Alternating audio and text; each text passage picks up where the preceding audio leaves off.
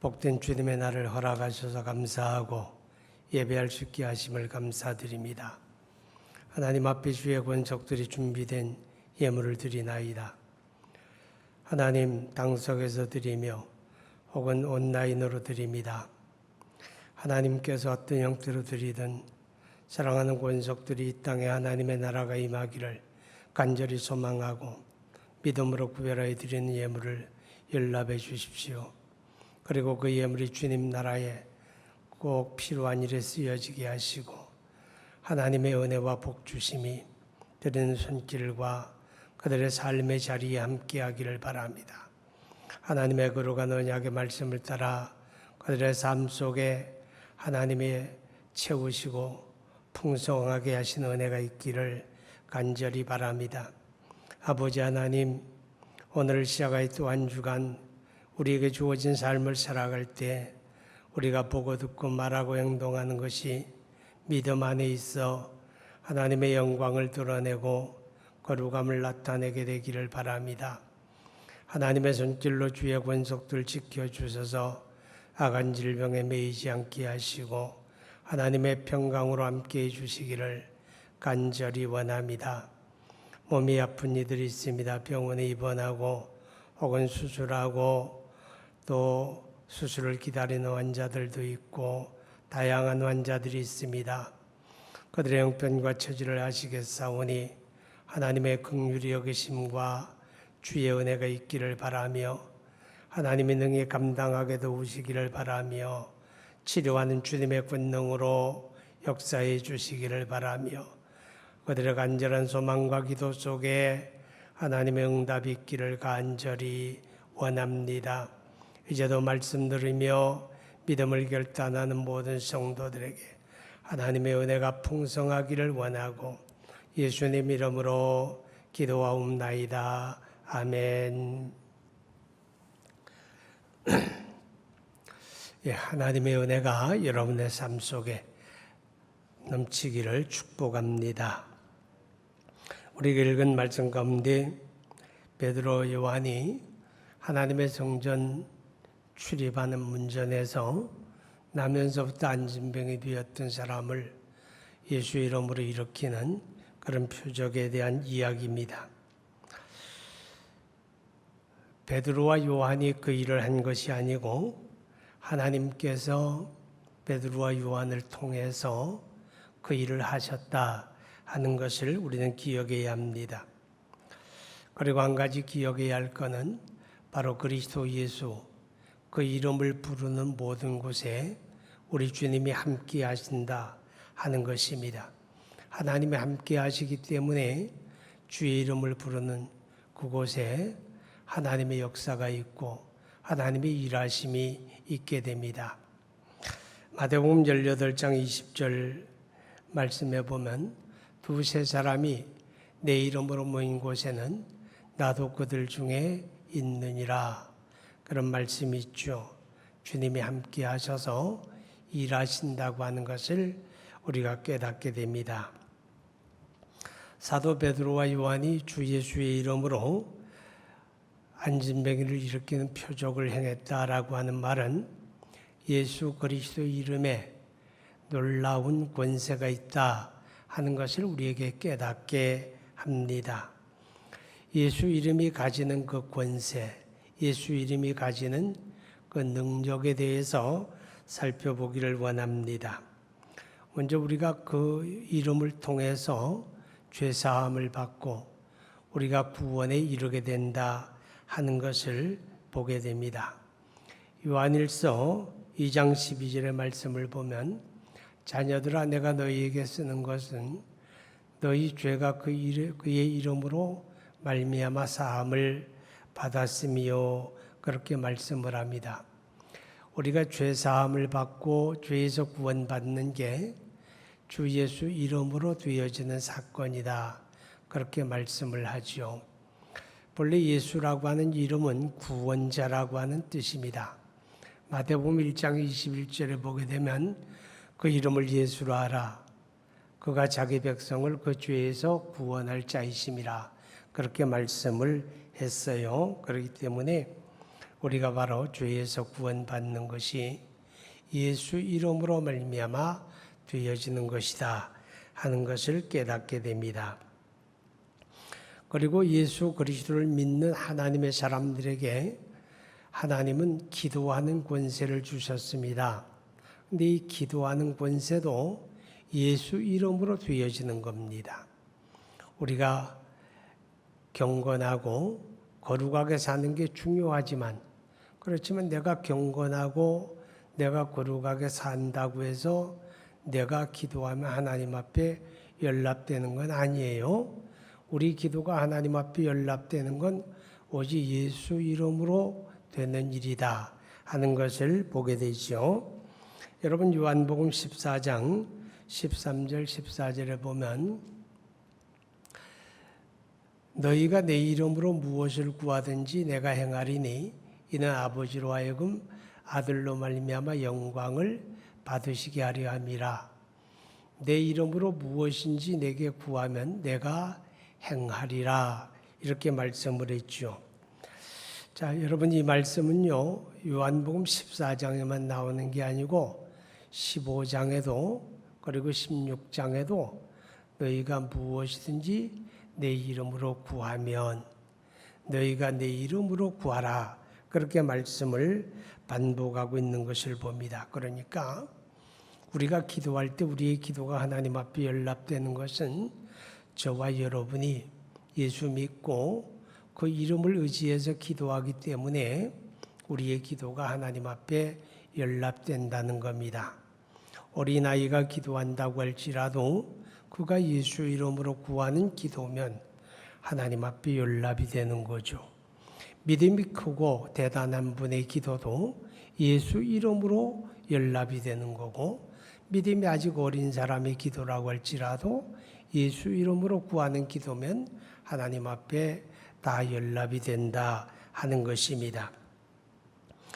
자, 그 다음에 마가복음 16장 17절의 말씀을 보면 믿는 자들에게는 이런 표적이 따르리니 곧 그들이 내 이름으로 귀신을 쫓아내며 새 방언을 말하며 뱀을 집으며 무슨 독을 마실지라도 해를 받지 않으며 병든 자에게 손을 얹은 즉 나으리라. 그런 말씀이 있죠. 자, 예수 이름으로 표적이 따른다 하는 것입니다. 예수 이름. 오늘 본문에 소개되어지는 사도 베드로와 요한의 사건도 예수 이름으로 안진뱅이를 일으켰죠. 그러니까 이런 표적이 따르리라. 누구 이름으로? 예수 이름으로. 너희가 내 이름으로 예수 이름으로 따르는 그런 표적이다 라고 하는 것을 볼 수가 있습니다. 베드로와 요한이 6절에 보니까 이르되 은과 금은 내게 없거니와 내게 있는 것으로 내게 주노니 나사렛 예수 그리스도의 이름으로 일어나 걸으라. 예수 이름으로 일어나 걸으라. 그렇게 명할 때 한 번도 걸어보지 못했던 사람이 다리가 펴지고 걷게 되고 하나님을 찬미하게 되는 놀라운 표적, 바로 예수 이름으로 되어졌다 하는 것입니다. 사도행전 19장에 보면 16장 18절에 보게 되면 귀신 들려 점하는 사람이 있었습니다. 점쟁인데 귀신 들려 점하는 사람인데 사도 바울이 빌립보성에서 그리스도의 복음을 전할 때 이 여자가 계속해서 바울을 번거롭게 합니다. 바울을 가르쳐 예수 이름을 전하는 자다. 지극히 높으신 하나님의 종이다. 이제 그렇게 얘기할 때 사도 바울이 번거로우니까 예수 이름으로 명령한다. 더러운 귀신아 그에게서 나와라. 이렇게 말씀을 했을 때 이 여자에게서 더러운 귀신이 떠나가게 됩니다. 문제가 생겼습니다. 뭔가 하면 귀신이 떠나가는 건 좋았는데 귀신이 떠나가고 나니까 귀신 들려서 점하던 여자가 다시는 점을 볼 수가 없게 된 거죠. 그러니까 그 여자를 고용해서 점을 보고 돈을 벌던 업주가 이제 말하자면 영업방해를 당한 겁니다. 그래서 바울을 핍박하게 되고 바울을 관청에 고발하는 이제 그런 사건이 벌어지게 됩니다. 자, 예수 이름 앞에 귀신이 떠나가고 예수 이름으로 놀라운 표적들이 나타나게 된다. 바로 그 이름이 가지는 권세였습니다. 그리고 이 4장에 와서 보게 되면 이 3장에 이어지는 말씀인데 사내들인 공회, 예루살렘 공회가 모여서 베드로와 요한을 붙들어 들이죠. 그리고 그들을 가운데 세우고 신문합니다. 너희가 누구의 이름으로 무슨 권세로 이런 일을 행하였느냐, 이제 그렇게 말하게 됩니다.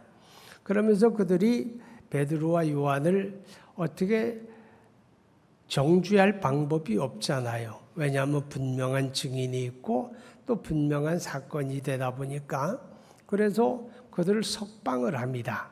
석방을 하면서 뭐라고 주의를 주는가 하면 다시는 예수 이름을 전하지 마라. 다시는 예수 이름으로 말하지도 말고 예수 이름을 부르지도 말아라. 이렇게 위협을 해서 그들을 놓아주게 됩니다. 여기서 한 가지 깨닫게 되는 거, 불신 세력, 악한 세력, 사단의 권세는 예수 이름을 두려워한다는 겁니다. 예수 이름을 무서워하는 거예요. 그렇기 때문에 그들이 할 수만 있으면 사람들로 하여금 예수의 이름을 부르지 못하도록 그 입을 틀어막는 것을 목적으로 하고 있다 하는 것을 볼 수가 있습니다. 사랑하는 여러분, 오늘날 우리 시대에도 마찬가지입니다. 코로나19로 인해서 참 여러 가지 안타까운 일들이 많이 벌어지고 있는데 그 안타까운 일들 가운데 하나는 뭔가 하면 우리 대한민국에 살고 있는 많은 국민들의 눈에 우리 한국교회가 마치 어떤 적폐 집단으로 그렇게 만들어져 가고 있다 하는 것입니다. 뭔가 모르게 의도된 부분이 있지 않는가, 그런 의혹을 떨쳐버릴 수가 없어요. 그러나 분명한 건 그 이면에 악한 마귀가 도사리고 있다는 거죠. 그 이면에 악한 마귀가 도사리고서 어떻게 역사하는가 하면 사람들로 하여금 예수 이름을 부르지 못하도록, 예수 이름을 전하지 못하도록 사람들이 입을 틀어막고 있다 하는 것을 생각하게 됩니다. 왜 그렇습니까? 악한 세력, 사탄, 마귀는 예수 이름을 두려워하기 때문에 그 이름이 불려지고 그 이름이 전파되는 것을 싫어하기 때문이다 라고 하는 거죠. 자, 이렇게 예수 이름에는 권세가 있습니다. 그래서 예수 이름으로 우리가 죄사함을 받게 되는 거고 예수 이름으로 하나님 앞에 기도하며 간구할 수 있고 예수 이름의 표적이 따르고 악한 세력들은 예수 이름을 두려워하게 되고 이것이 다 예수 이름이 가지는 권세 때문이다 라고 하는 것입니다. 자, 그런데 오늘 본문의 말씀을 보게 되면 사도 베드로와 요한이 이런 말을 합니다. 6절에 베드로가 이르되 은과 금은 내게 없거니와 내게 있는 것으로 내게 주노니 나사렛 예수 그리스도 이름으로 일어나 걸으라. 자, 여기서 한 가지 우리가 주의해서 볼 것은 베드로와 요한이 말할 때 너 예수 이름으로 일어나 걸으라 이렇게 말한 게 아니고 내게 있는 예수 이름으로 명하노니 일어나 걸으라 이렇게 말씀을 하는 것을 보게 됩니다. 자, 여러분 여기서 내게 있는 예수가 중요합니다. 내게 있는 예수. 오늘 여러분의 속에 예수님이 있습니까? 여러분은 예수님을 가진 자들입니까? 자, 우리가 사도행전 19장에 보게 되면 바울 사도의 사건이 나오는데 사도 바울이 그리스도 예수의 이름으로 귀신도 내어 쫓고 병든 자도 고치고 예수 이름으로 다양한 표적을 나타내는 것을 많은 사람들이 보면서 또 더러는 신기해하고 더러는 두려워하고 더러는 놀라워하고 그럽니다. 그런데 그때에 제사장 스게와라는 사람의 아들들도 그 광경을 지켜봅니다. 그러면서 그들의 마음속에 무슨 생각이 드는가 하면 야, 예수 이름이 대단하구나. 우리도 기회가 된다면 그 이름을 한번 실험을 해보면 좋겠다. 그런 마음을 갖지요. 그리고 그들이 길을 가다가 귀신 들린 사람을 만나게 됩니다. 귀신 들린 사람이 제정신이 아니겠죠. 그래서 귀신 들린 사람을 마주치게 되는데 그때 스게와의 아들 형제가 야, 때는 이때다 싶어서 말하죠.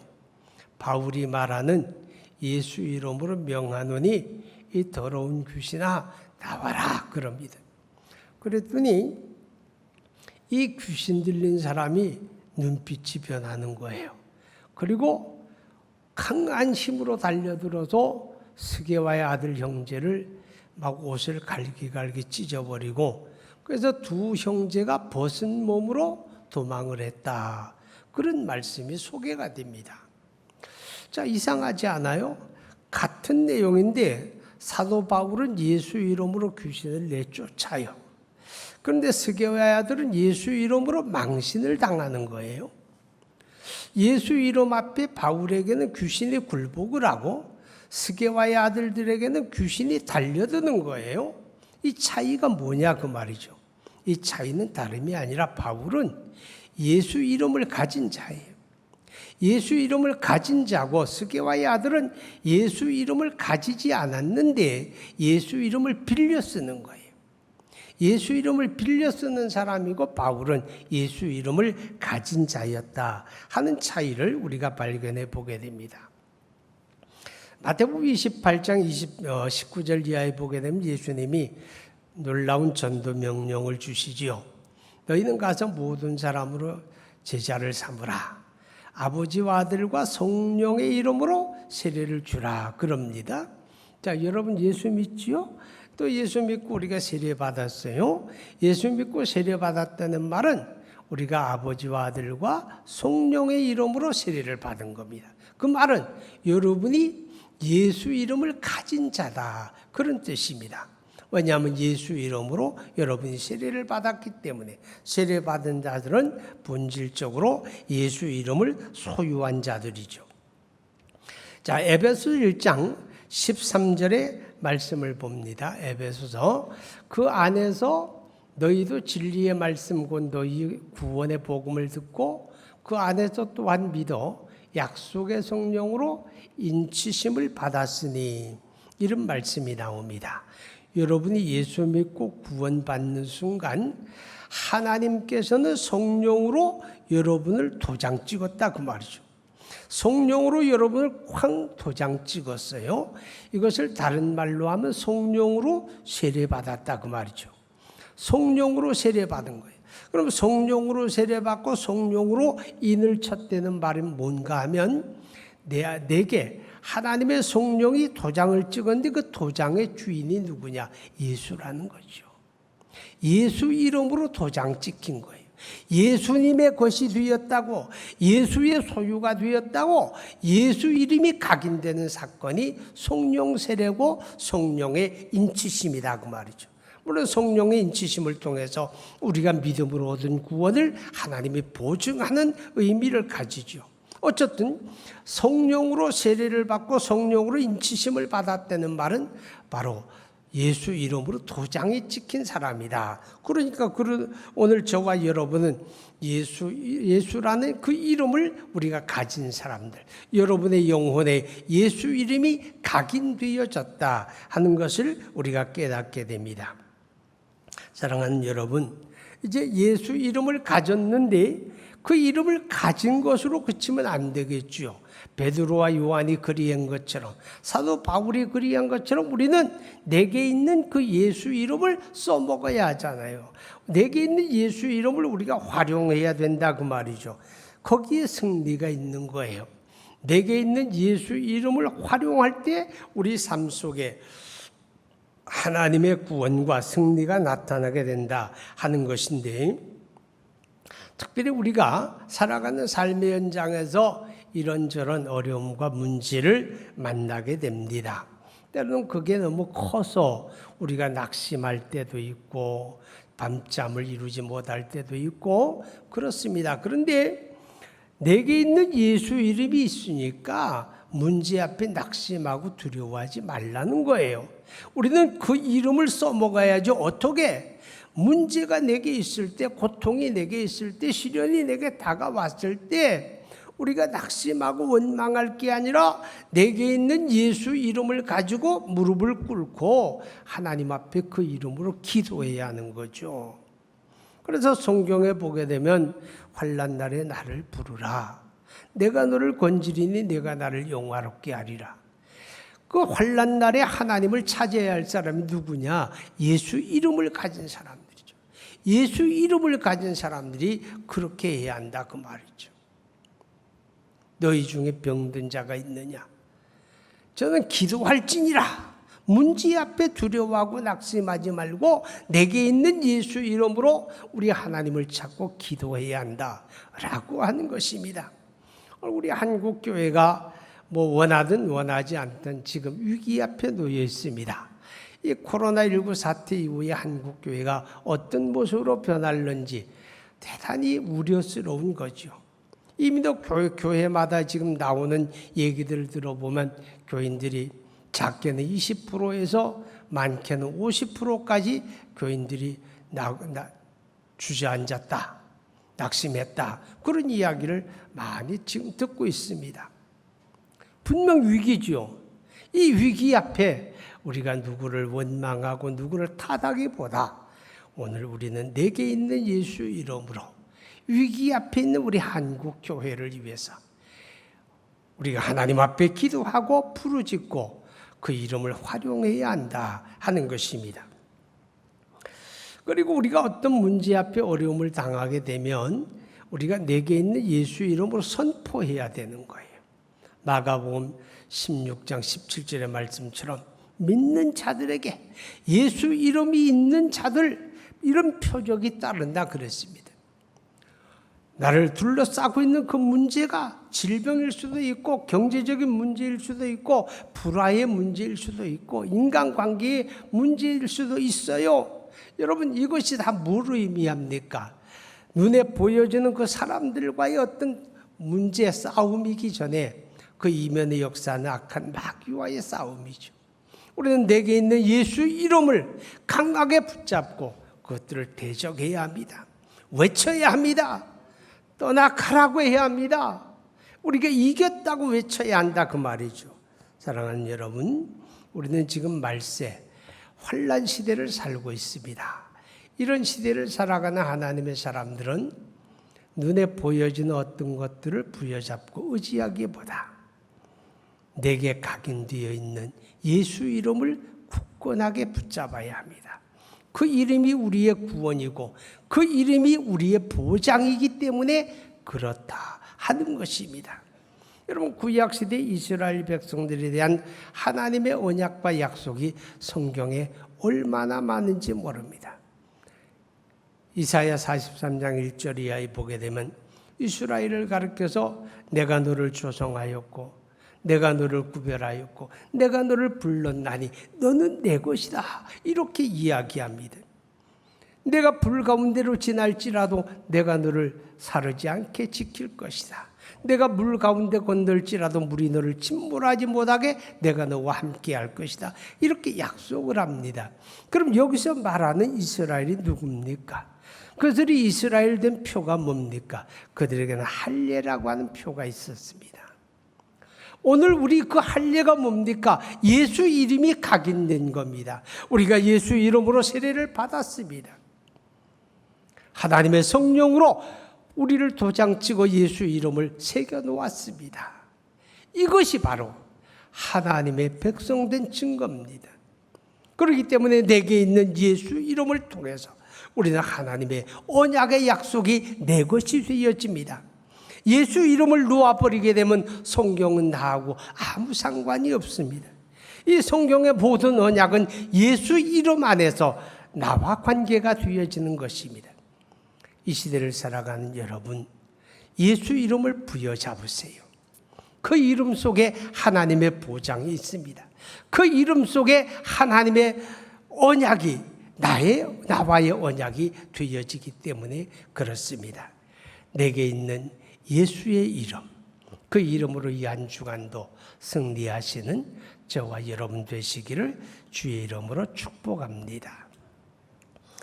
거룩하신 하나님 아버지, 하나님의 은총과 사랑을 감사드립니다.